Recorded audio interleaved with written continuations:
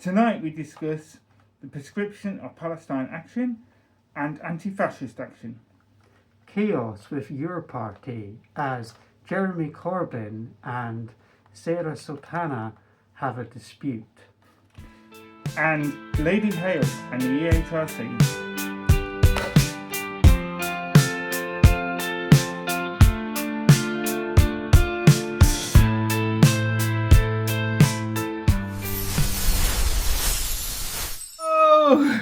Hello. Welcome to the absolute chaos that is us. And This is Carnation. Carnation from Cambridge.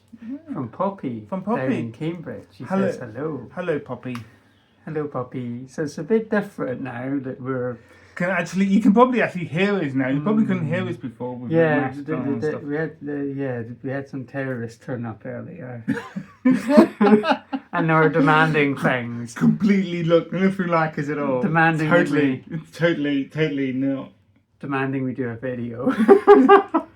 Well, I think we've been like, we need to do this, and you've been like, I'm exhausted, and I'm like, I'm exhausted. But here we are. We need to do this. So, what's on tonight's show? The three things that we said earlier, which I can't really think about. We're going to talk about... so the Proscription of Palestine Action and the other anti-fascist action, Yeah. also known as Antifa.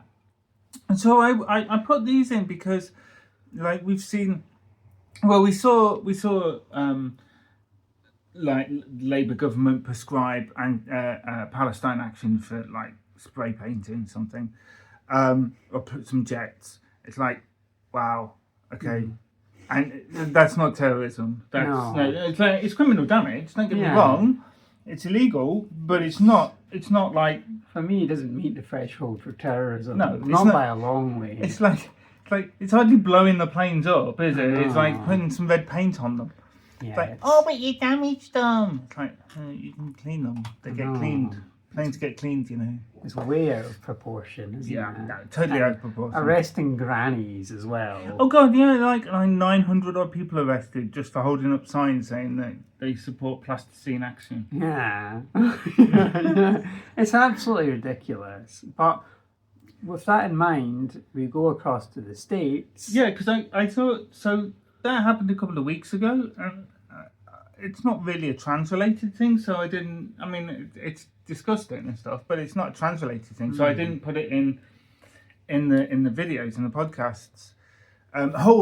Yes, apparently we are both a video podcast and an actual podcast. You can listen to us on YouTube Music now. Go us. I have no idea how you managed to do that, but apparently you can. So I wasn't going to be like too bothered about that particularly. But then this week, Donald Trump prescribed anti-fascist action. Mm-hmm. And then today, Project 2025 people went, oh, all trans people are terrorists. It's like, whoa. And basically wanted to prescribe trans people. Essentially, make our existence illegal. Make our existence be terrorists. A threat to the state. Yeah. And I think this is done to scare trans people and done to intimidate us and make us feel like worried to exist. Scare us out of being in public. That sort of thing. I think it's going to have the opposite effect. What's going to happen is you're going to radicalize people. You're going to, like, if you get called a terrorist, then why the fuck not be terrorists? Why the hell not blow shit up? It's like if that's what you're going to say, if you're going to say that all trans people are terrorists, then the fight for our right will stop being letters. That's the thing. It's like, you're pouring fuel on a fire. Aren't you? Absolutely. You're stoking the flame. You're inciting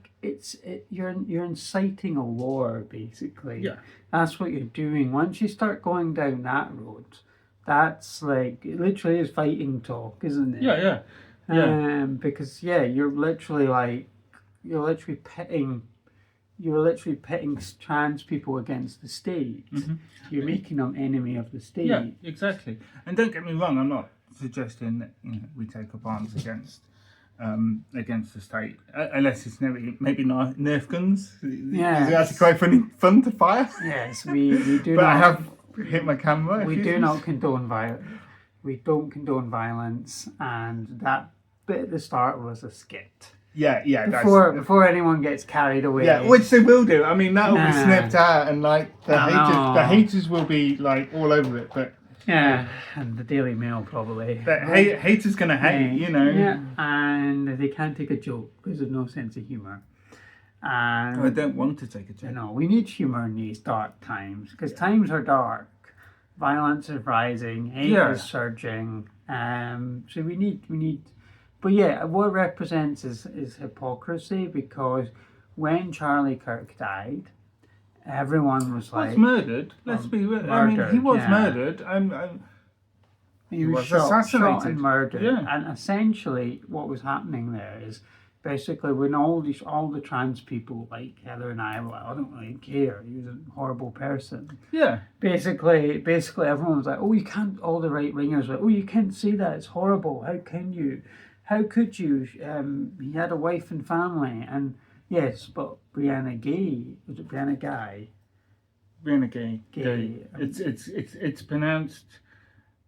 I've heard people pronounce it differently recently. Yeah, it's pronounced Guy. But whatever. Yeah. I mean, she had people saying like ridiculing her, like using her dead name and deliberately misgendering her, and.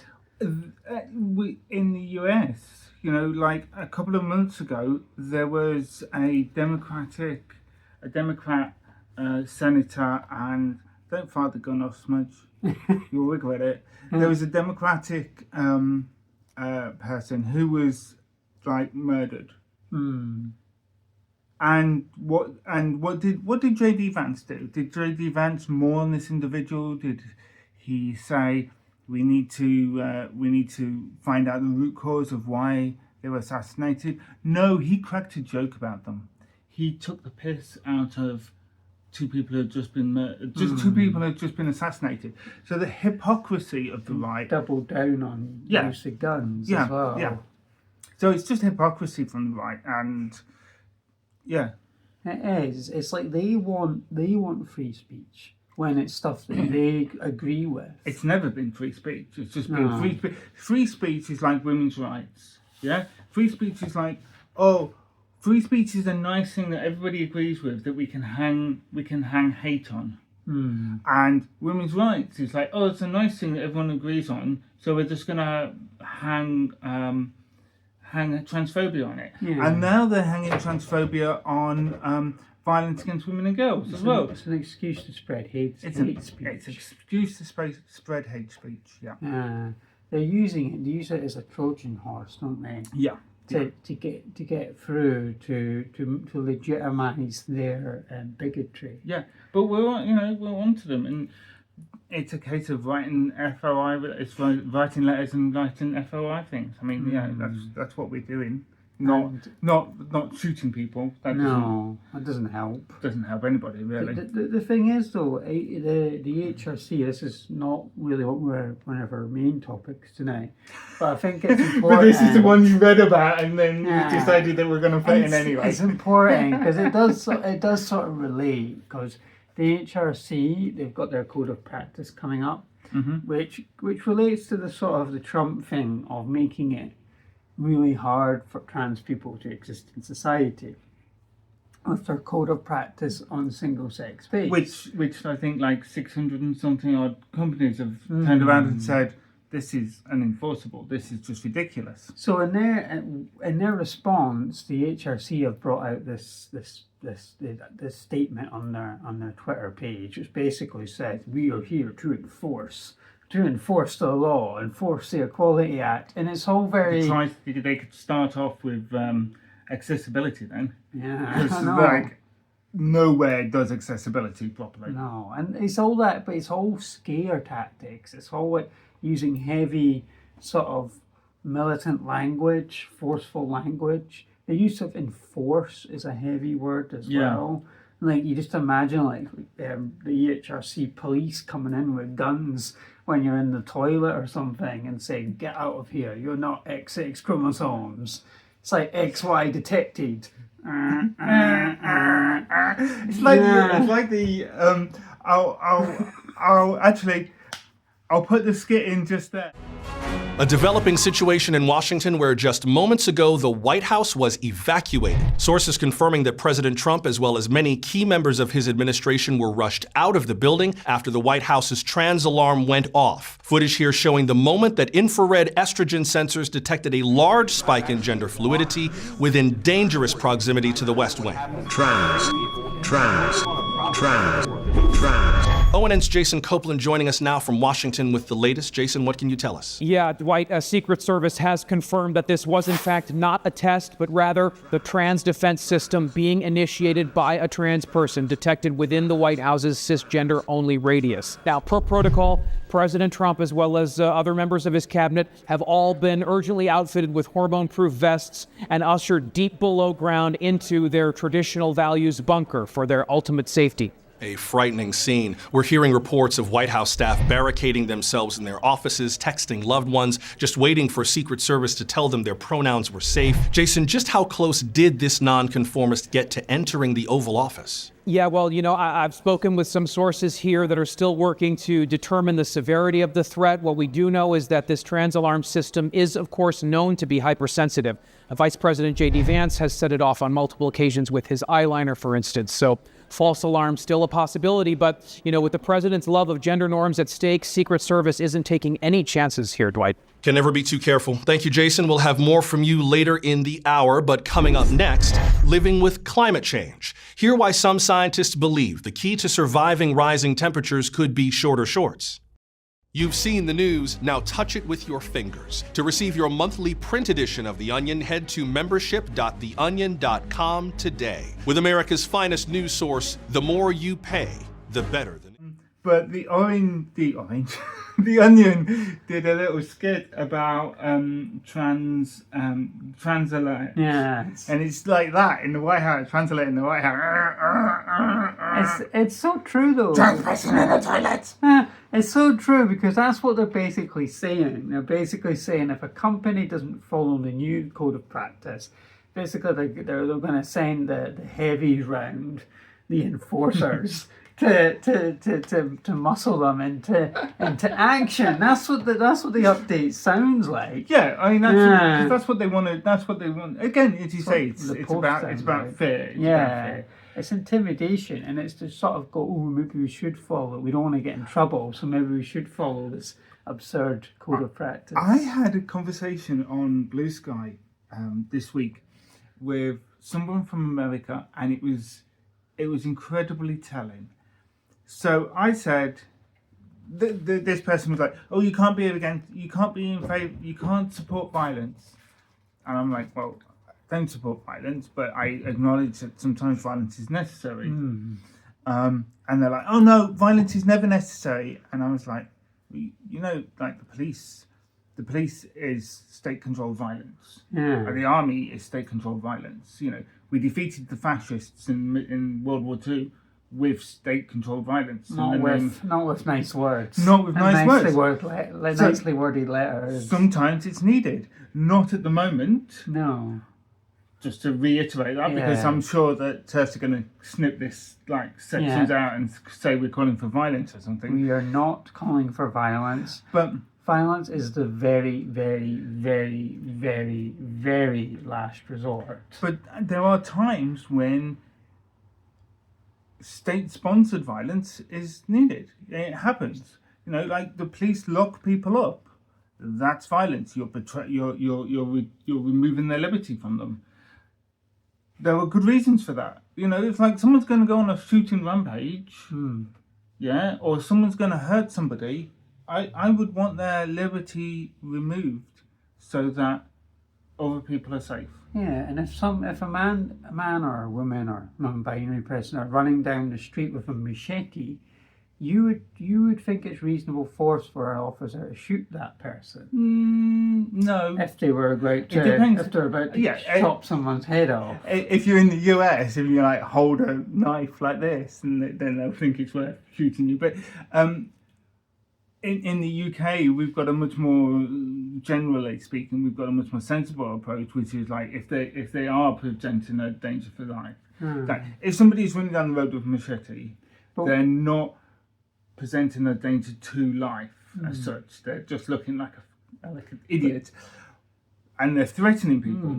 But if they're going up to somebody and they're like, "I'm going to kill you as an individual," and here, then they're presenting a threat. That's kind of what I mean is that if they're about to like just sort of start hacking at people, if an officer was to shoot them, you would think that is reasonable. Yeah. Most people would. It would be very rare because we don't have guns on the street for the most part. Sometimes, some places we do, but but it's like that kind of, in some circumstances, proportional level of violence is needed to prevent further harm. Yeah, and it's like the C&D.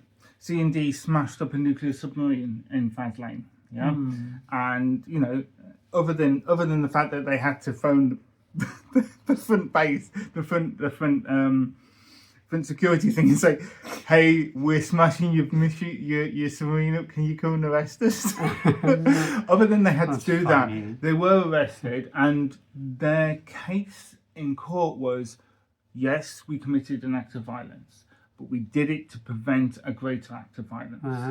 And that was their argument, and I believe it was successful, but I'm not 100% sure on that. But the idea was to make it was a publicity thing. But incidentally, I noticed that nobody is like prescribing C&D, and you know.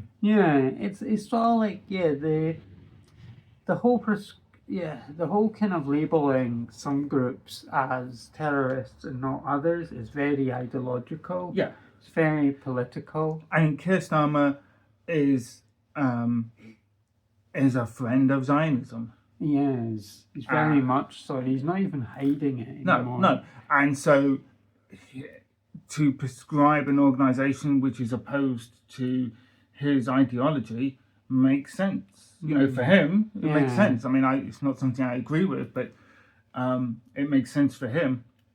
Just as Donald Trump is a fascist. So to prescribe an organisation that is anti-fascist makes sense for him. I mean, Donald Trump is a lot of things, but what he is consistent. Yeah. And predictable as well. Yeah, it's like all these people who are like, "Oh my God, Trump's doing the thing he said he was going to do." Really? It was all outlined in his project, in the Project 25, the manifesto, running up to the election. Yeah, it's like, here's a list of all the things they're going to do, and then when he does it, he's like, "Oh no, how could it?" Well, the liberal media used to be like, "Oh no, how could he be doing the thing he was going to do?" Now they're like, "Yes, sir, don't have a go at us, because we don't actually care about things. We just want you to be nice to us." Typical liberals. Like, they do that though, don't they? Well, it's I'm thinking of the Washington Post and like the sacking of a journalist for criticising Trump. This is the Washington Post, right? For the majority of our audience, like 60. I think it was like 68% of you are from the UK, so you probably don't necessarily know this. You might do, but the Washington Post, very, very, very famously, exposed Richard Nixon and the Watergate. Yeah, exactly. Singing that. Yeah. I was going to say, it's a song, you know. I wasn't aware that the Watergate scandal. The Watergate scandal, where Nixon hired people to break into Democratic offices in the Watergate building and try and find find dirt on them. To try and make it more favourable for him to win the election. Exactly. Basically rigging, cheating. Yeah, well, he wasn't really cheating. He was trying to dig up... I mean, it's like, now... It's such a a lightweight thing. It is. It does. In modern times, it does seem quite lightweight for a politician To try and dig up in. Yeah. Whereas, now that's just something they do all the time, Yeah. probably. But anyway, it was the Washington Post that exposed it.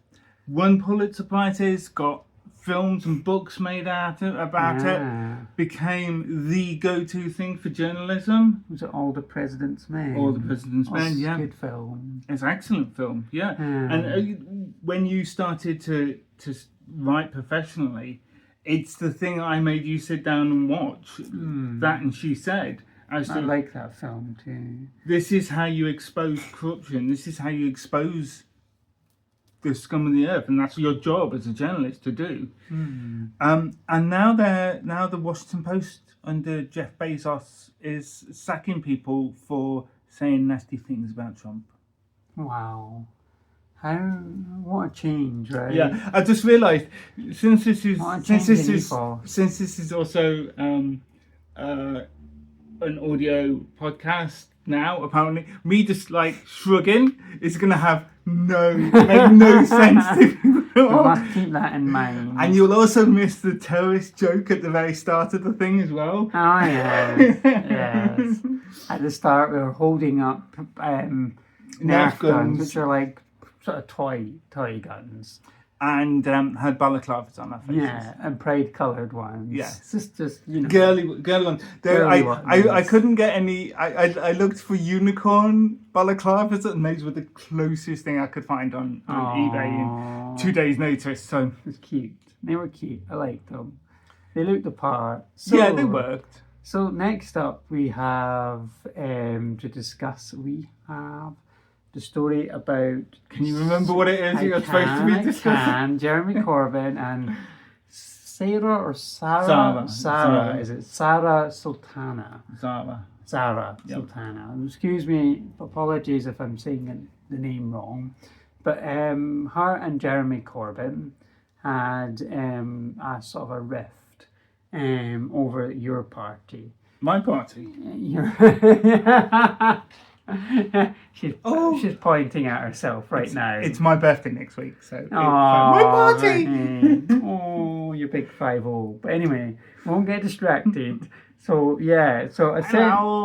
essentially, what happened is that your party was formed around these six MPs, and all the male apart from Sarah. And this has led Sarah to accuse them of being I think she said, sexist boys club. Sexist boys club, yeah. Yeah, and they've also been accused of being the male MPs, a few of them have been accused of being socially conservative in their views, and also at least one of them transphobic in their views, and the party has been routinely criticised, even by myself, by you, Sophie? Yes, for not speaking out about in support, not showing unconditional support for trans people and their rights. So essentially, what happened? Can I just stop you there? Yes. If you haven't done so already, like, subscribe, and comment, because I keep forgetting to do this, and now we're halfway through. So I think it's like now's a good time. Now would be a very good time to do so. So essentially, she started the membership sign up, and people would sign up and pay their membership. But then, about a few hours later, after she announced this, and posted a link to the portal for people to sign up, Corbyn came out and he was like, no, we can't do that yet, not been agreed on, blah, blah, blah, blah, blah. Big disarray ensues, and Corbyn seeking legal action on what to do about this money now that they've been given and all of this, and it's all a bit of a kerfuffle. So if you have paid money to, I can't make a recommendation on that. I can't make a recommendation on if you paid money what you should do, but I can say what I think is happening. So what I think is happening is that Corbyn believes that the left can take back over the Labour Party. So it tends to be like the left-right thing in Labour tends to be very cyclical. Like the left will be in charge for a bit, and then the right will be in charge for a bit, and then the left will be in charge for a bit. And real tug of war. yeah, exactly. And I think Corbyn is thinking that that's going to happen. I think he doesn't realise just how much the current administration within the Labour has gutted the left.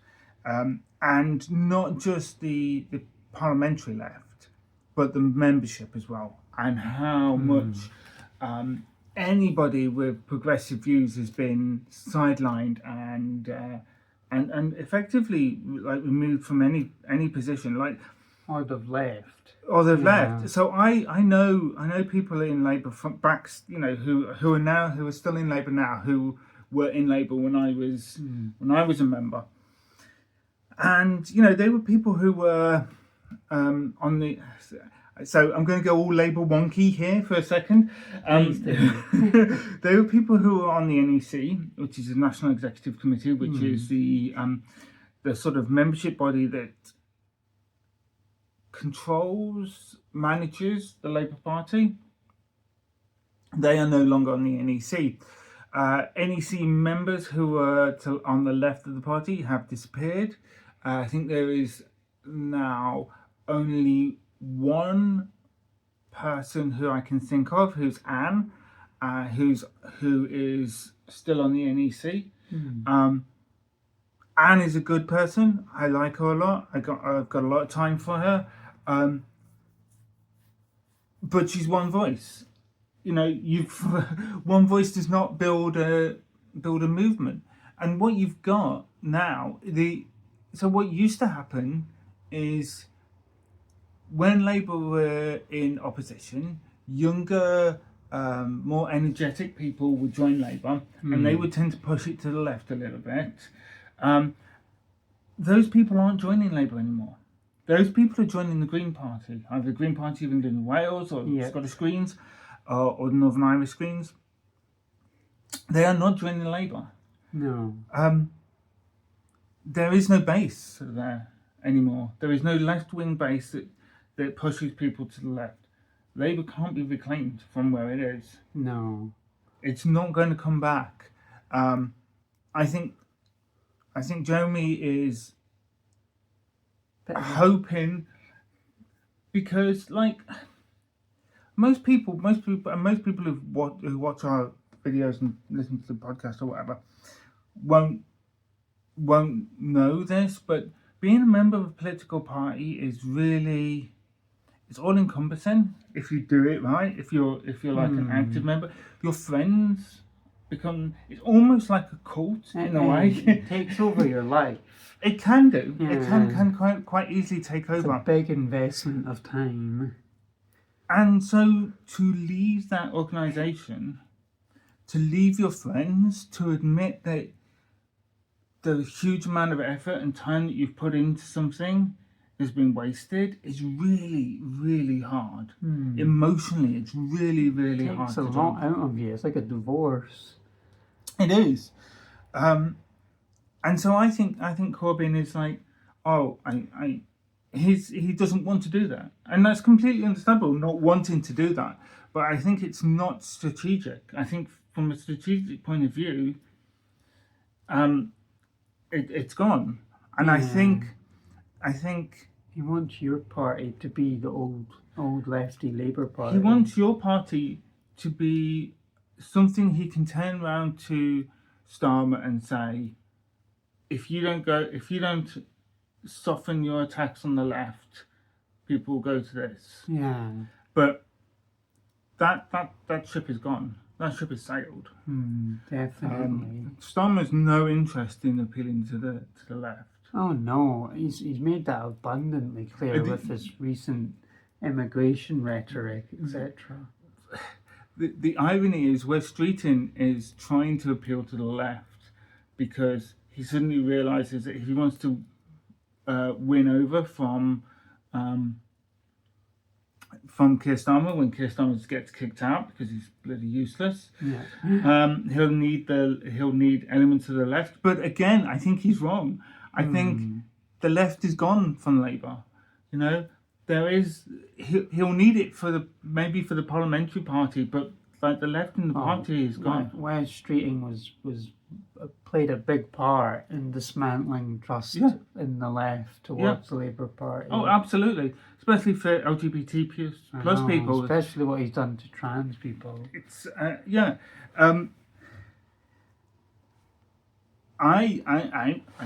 won't. I mean, okay, I'm a member of the Scottish Greens and a member of the Green Party of England and Wales, but looking at it from a very abstract point of view, like very much removed and not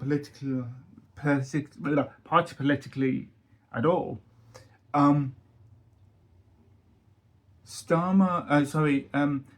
Jeremy Corbyn has lost the chance to actually form a new party, or he's losing it very, very quickly. Zoltana,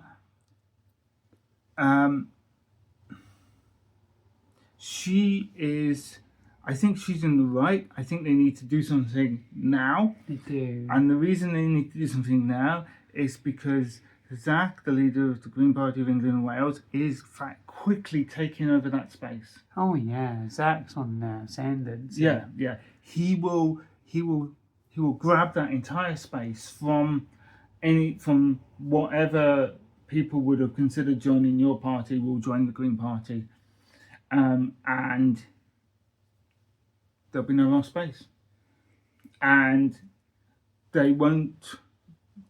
Neither Corbyn or Zoltana or any of the other MPs will be able to walk into an MP role in the Green Party of England and Wales, because the Green Party will need, if you're going to defect to the Greens and you hold an elected position, you either need to give that position up, or you need the membership to endorse that position, because there is no. Well, I'm talking from the perspective of Scottish Greens here, but there is no whip in the Green Party in the Scottish Parliament. No.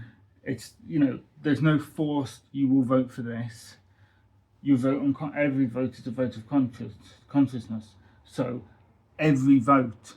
So you have to have the membership has to have complete and full confidence that you're going to vote in the correct way. Absolutely. And I do not think they will pass that. Sultana and Corbyn probably will.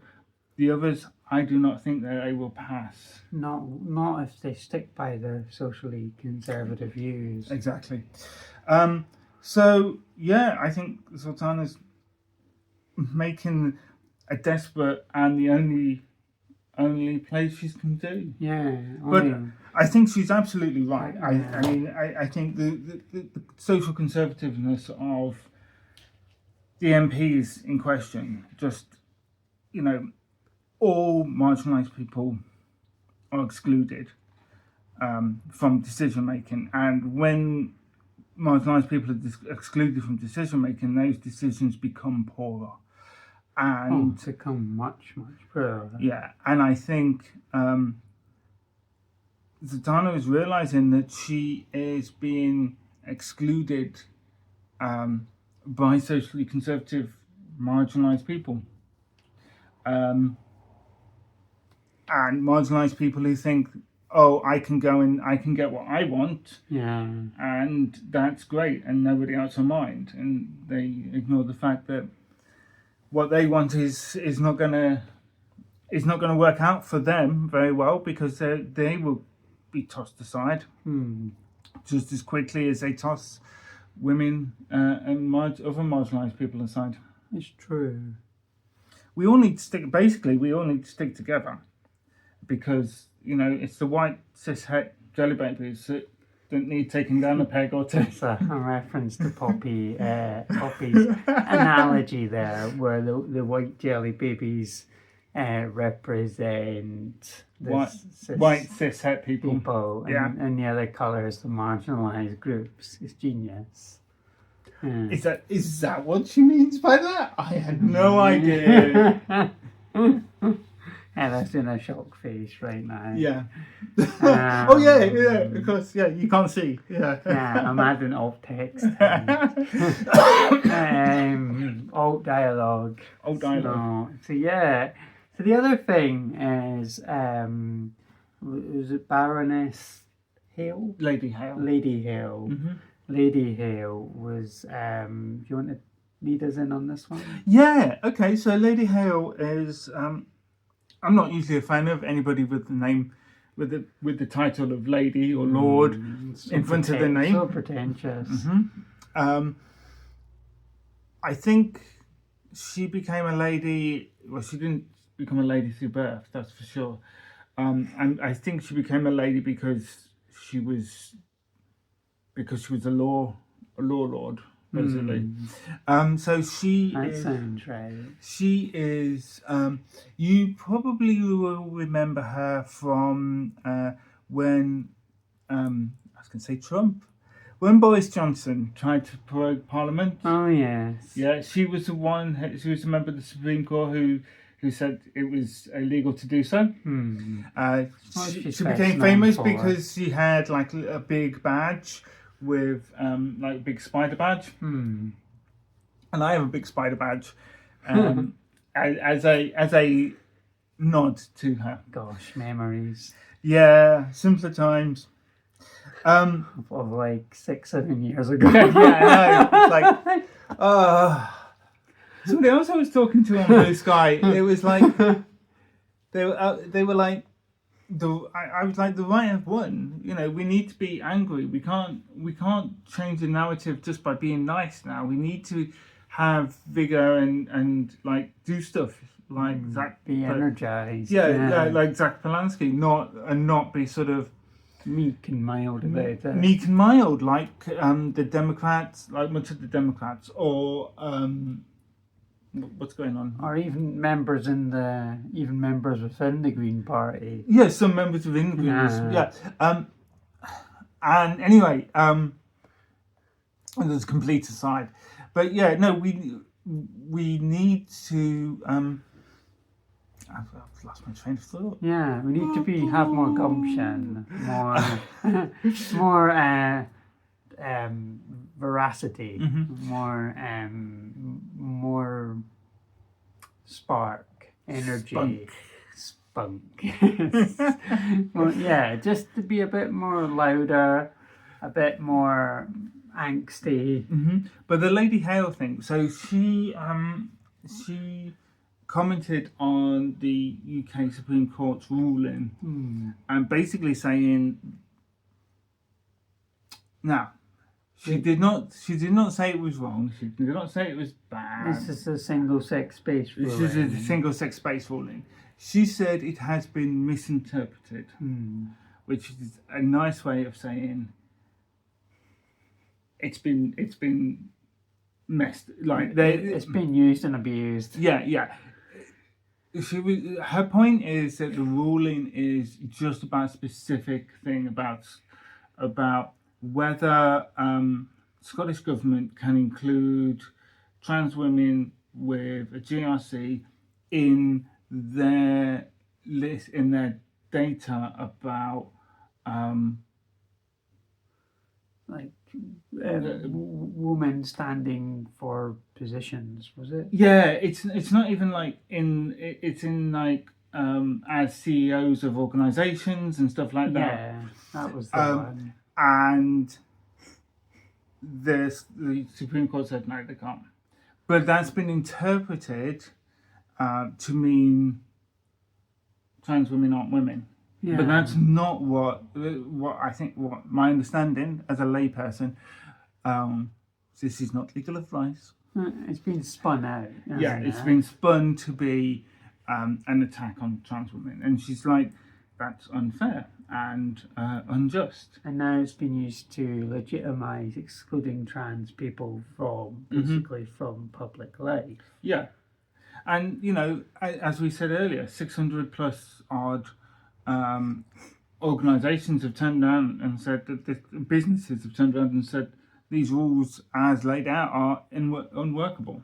Yeah, it's just it's massive. It's discrimination on a scale that we've not seen in a long time. It's like it's like back when they forced black people to sit up on the back of the bus. What was it called? MacArthur? Jim Crow was Yeah, Jim Crow. That was it. Yeah. segregation. So I'm confusing something to do with the Red Scare in Russia. But yeah, you're right. You're right, and that was back during the sort of late 40s, 50s. Well, it's before then, but yeah. Yeah, and it didn't really. It ran on though. It ran right up into the 70s even, and some states. In some states, it's still not even that great. Racism is still very, very, very prevalent, and it's prevalent in the UK as well. Sadly, and across the world.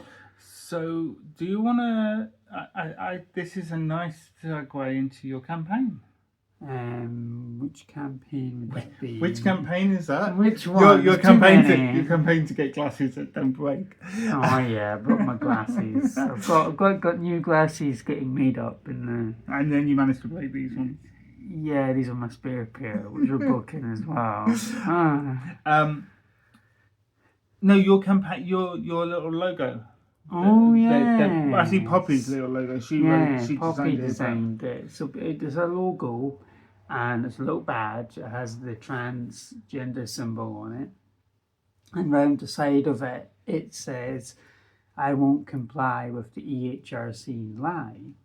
So it's when someone puts that on their page, it's saying that they won't obey the ridiculous new code of practice that the EHRC will be revealing to the public very soon.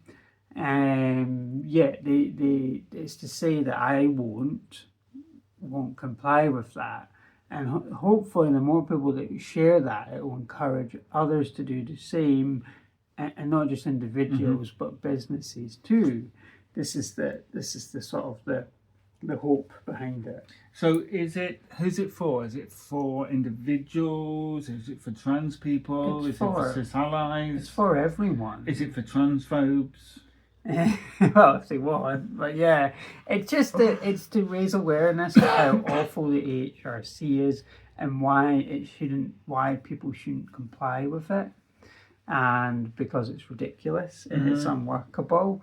And it's just a symbol of resistance against the oppressive and unjust EHRC and what they're forcing upon a marginalised group, namely trans people. Yeah. And and it's not just for us, because trans people, because everyone can be affected by this new EHRC code of conduct, because it means that it puts cis people at risk of being targeted with transphobic harassment as well, because then they'll be like, oh, you're not female enough. Yeah, it's like you're not man enough to go in there, or just because they don't look a certain way or behave a certain way, or they don't fit the archetype of what should be man and what gender criticals perceive as man or woman, and they could be bullied, harassed, because of this too, and will be, actually, not could be, will be. Yeah, definitely. And as we've seen evidence of it happening already since the interim guidance was released, and it enables bigots to be even greater bigots. It empowers them. Yeah, empowers is a good way of putting it. So essentially, the idea is to display this and say, no, I do not recognise the EHRC here, I won't comply. And the reason why it's a lie is because it is a lie. Trans women are not a threat to anyone. We should not be excluded from single-sex species at all. And the mythology, the structures that they're using to exclude trans people are based on lies about trans people, based on lies about us not being real women or real men, and us being conflated with cis men and their crimes, and the fact that they're not dealing with those actual crimes, but they're using this to scapegoat and say, no, look, it's not the cis men's fault, it's these people's fault, because we don't think they're real women or real men, so let's all give them a hard time. Again, as we talked about earlier, about the deliberate conflation of transphobia with violence against women and girls. Yeah. It's all conflation. It's all designed to basically bully and harass and intimidate trans people out of society, out of public life, and that goes against trans people's human rights. It's a massive attack on our human rights, me and Heather's human rights. Well, all trans people. No, but I'm highlighting us because we're here in the video now. But all trans people, all non-binary people, all gender non-conforming people, and anyone who doesn't match up to what they perceive to be man or woman. Yeah. So this is going to have massive impact, and it is an affront to human rights, to human liberties, and to freedoms. And it is appalling that this is even being considered in the UK in 2025.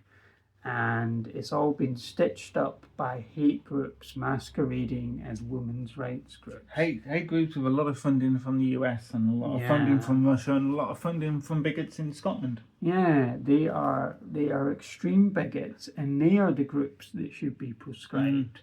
They are the terrorists. Sex Matters is a terrorist organisation. For Women Scotland is a terrorist organisation. All four of them. Yeah, all four of them. These groups, LGB Alliance are another one. They're a terrorist organisation.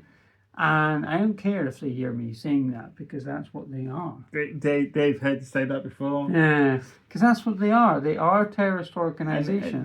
They might give us some more hate views. Yeah, because what they do is they're labelling us as this artificial threat. And by doing that, it's inciting violence and hatred against us. Actual violence, such as what happened to Brianna Gay, that girl that got stabbed like 14 times. This is actual violence. And it's not just Brianna's. I mean, Brianna's murder. There's other examples of that as well. There's last year there was two trans women viciously attacked. It happens all the time, and most of it doesn't even get mentioned in the press. The majority of it doesn't. And then there's also the people who end up killing themselves because of their transphobic rhetoric, which results in anti-trans policies such as the ban on puberty blockers. Yeah. And it's all of this combined, I see, and all of this sort of constant dead naming, constant hate speech that they spew 24/7, 7 days a week, that actually leads to real world harm, quantifiable real world harm to myself even. And I would say that makes them terrorists, because they are terrorizing an entire group of people. Yeah. Yeah. Oh, I totally agree with you. Is there anything else we want to talk about? We've got a few minutes before we hit 50 minutes. I think that was it all, wasn't it? Yeah, I mean, that's all the topics we wanted to cover. I just wanted to, if there's anything else we wanted to talk about in particular. I don't think so. Anything else that's happened this week? There's always stuff. There's always happening. stuff that happens, yeah. But my takeaway is do is not there anything comply. you would like to talk about? If there is, put it in the comments below. Yes, please do. And as always, thanks for listening Yes. to us Waffle rant and waffle about all things trans news. And we love it. We love you. Resist, persist, exist. And Ooh. you like that Where one? did that come? Did you make that one up? Yes. Ooh. Yes. Need that one on the badge too. But also, don't comply. We need that one on a t-shirt. Yeah. Actually. Resist, persist, Yeah. exist. I was That's gonna get- what trans people have I was to going do. to get the little cat. I was going to put the neon cat on the t-shirt. But No, so maybe the cute. neon cat with resist. Exist. Transist. Transist. Well, yes, trans people must exist. Yes. Resist, persist, exist. Exist. Yeah. All with an exclamation mark. But yeah, no, we do and we will because we're strong, we're united, and we believe in a brighter tomorrow. So like, I think there's a danger in the narrative. We're strong yeah. because yes, we are, and yes, Well, we shouldn't like have to be. most of us have like had shit that we've had to deal with throughout our lives, and we've just carried on. But I don't think like we're not all strong, and I think we need to acknowledge that. That sometimes we just need to cuddle. We just need somebody. Thank you. A hug. We just need to look after each other, We and we do. just need to be there for each other, and know that each of us are dealing with our own shit. Yeah, there's a lot happening. Yeah, And it's like earlier on, just before we started filming, like both you and I were exhausted, and we're both like snappy with each other because we're so tired, and exhausted, and you're like, I'm tired as well, and I was like, yeah, you are, Sophie, you're exhausted, we're both. and I'm exhausted, and We can't forget that. We can't forget that these are exhausting and these are very trying times for our mental health, physical well-being, and just general well-being. But yeah, and we'll keep spreading the news about all things trans. and keep looking after each other, Absolutely. and holding Watch each other, out for each other. and holding space for each other, just being there. Yeah, be patient with yourself and And others. yeah. Because it's a long haul. It's going to be a long haul. It's going to be a really long haul to get back to where we were. We will do it. Absolutely. But it will be a long haul to do it. The long road. Yeah. Yeah. Anyway, Take care. take care all. Bye. Look after yourselves. Bye, everyone. Bye. Bye.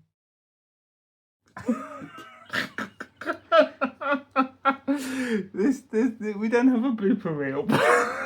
We totally should. There we go. I don't need you guns. Hello. Hello! Yeah, come. Welcome to the backstage of like everything collapsing and falling to bits. Oh, can we start again? Sorry. No, we started. I wasn't ready. I was staring at the floor. Okay, Okay. in 3. I'm gonna keep the whole thing. 3.